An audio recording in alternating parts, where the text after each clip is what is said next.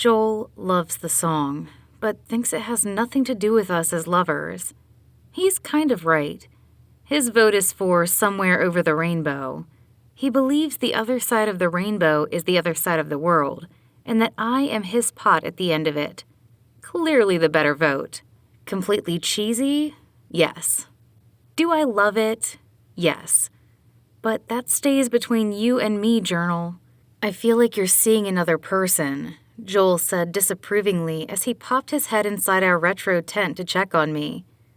Mate, there's only room for one insecure and paranoid person in this relationship, and that's me, obviously.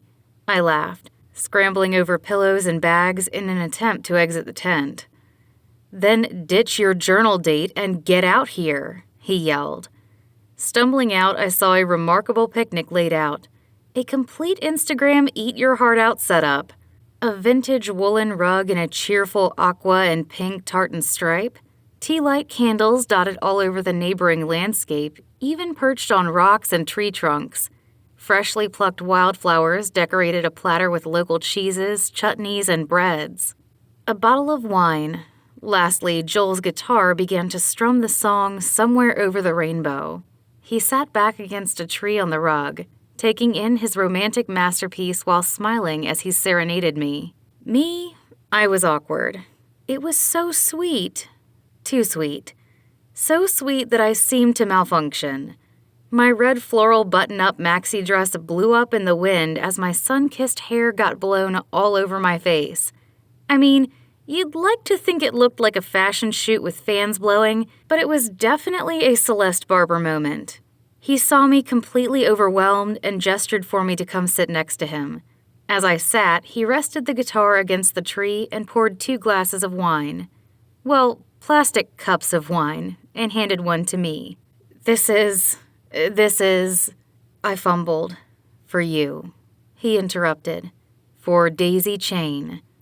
I melted into him and he put his arm around me and kissed my forehead. Soph? He asked. Uh-huh, I replied, sipping my wine. This is it, he answered. I tilted my head curiously at him while reaching for a cracker. He continued. I feel so happy and at peace. It's an overwhelming feeling like you're going to cry, but you're really happy. I beamed at him.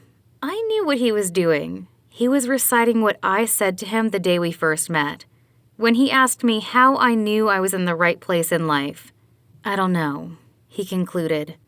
When you know, you know. You know? I know, I confirmed. He leaned in, took my wine glass from me, and placed it next to his guitar. He gulped nervously, quietly clearing his throat, then leaned in to kiss me. Passing my lips, his face grazed my cheek as he kissed my neck, placing one hand on my ear and the other on my waist.